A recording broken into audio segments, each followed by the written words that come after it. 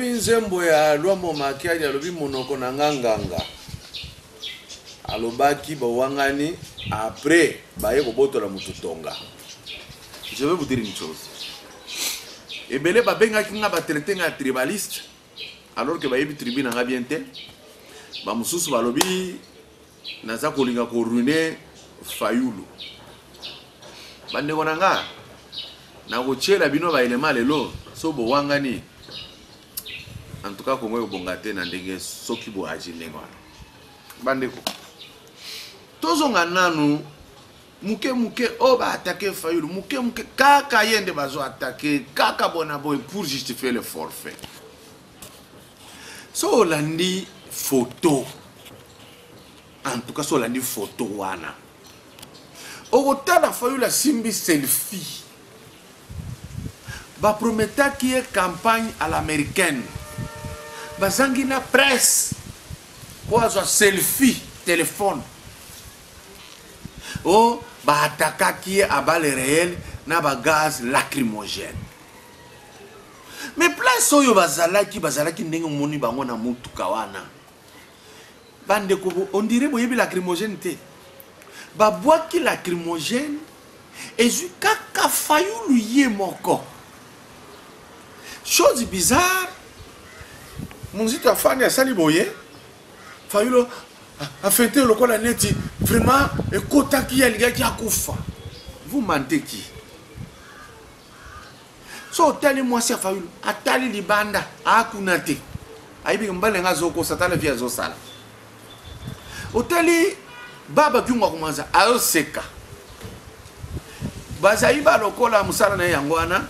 Akomandiko ganga, on est là, on ne peut pas la démocratie. Ozo ganga pour rien, c'était un mensonge. L'image de monaki, tant que bazo bois kamai, bale réel ou babeta qui fait les athées. Parce que n'a pas quand on a l'image, oyo, il va que comme elle n'est pas et que moi commence. Vous vous moquez de qui? Ce qui est lacrymogène, va boire qui? Ndebino tout est qui bino. Lacrymogène nini et quoi kaka esika ya azali ezuka kaye milinge panzanité et koti c'est-à-dire la melaki yango lokola cigarette de tout qui c'est ridicule.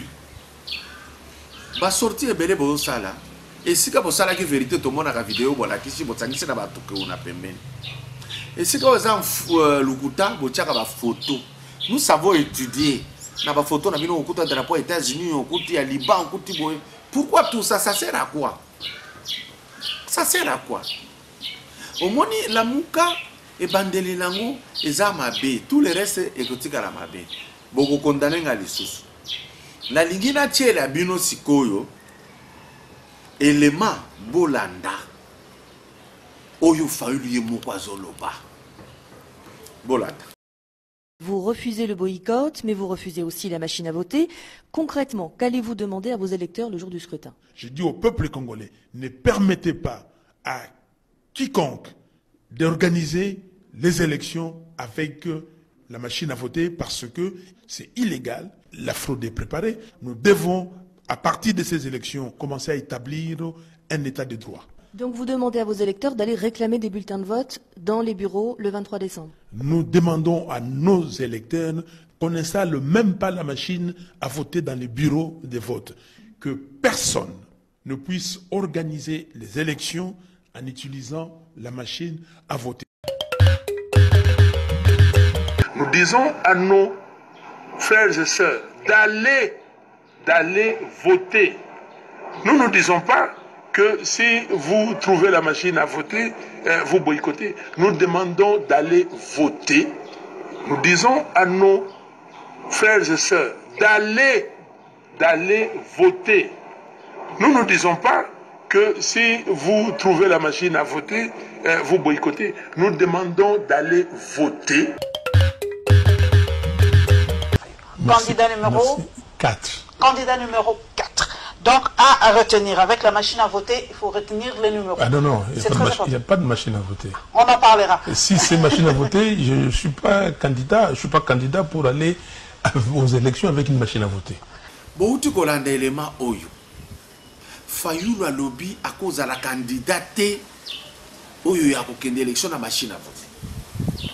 bolandi Fayulu alobi tokokende te na population akoki kondima te amona machine à voter na bureau. Bolandi na ndenge azoloba tolobaki boye te tokokende na vote na machine à voter.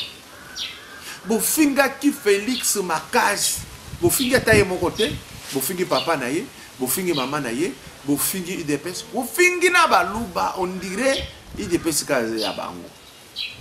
Oh, mutu mobimba azo changer ndenge nini, o signé si mo retiré.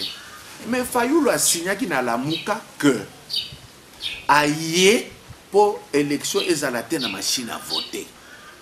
Toka moi ki partout azo leka. Ton moni marche était à sali contre machine à voter. Rien. Awa sikoyo a changé contre signature na ye. Toyoki bino bo pesa commentaire te. Toyoki bolobite que ce n'est pas un homme d'état. Kaka signature à Félix ne sera qui a homme d'état te.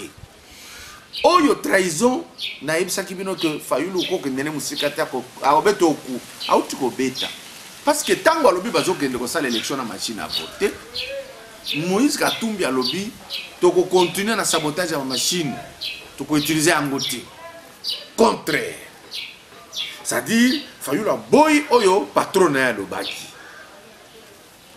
Aniye signature na ye. Ezalaki ya que sa machine à voter. Raison tout oh Laura Onyemba maître. Au lobby non, ezaki stratégie. Quelle stratégie? Il y a qu'au dévier Batouba voter T et puis il y a qu'au Basima qui te voter. C'est quelle stratégie? Non, maître, tu as menti. Ne gâche pas l'estime. Tu as menti. Tu n'as aucune stratégie là-dedans. Tu ne participes même pas à la réunion. Il y a un niveau du Corée à la Mouka. Tu n'es pas là. Ça, la campagne, on va voter. Il n'y a aucune stratégie. Le fait qu'il est là, c'est de reconnaître que Fachi avait une longueur d'avance. Fachi, c'est le véritable homme d'État. A Tikali na décision na ye.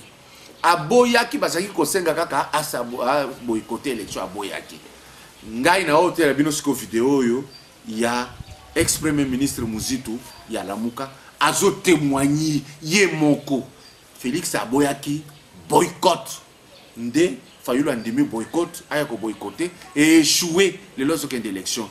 Tout l'élément est Muzitu. Nous tous, finalement, et je dis bien nous tous, l'histoire rendra compte, on était plus ou moins en train de supplier Tshisekedi. Parce que du point de vue de l'ancrage du peuple, ne nous cachons pas les vérités, il était plus ou moins mieux positionné, tout le monde était unanime là-dessus.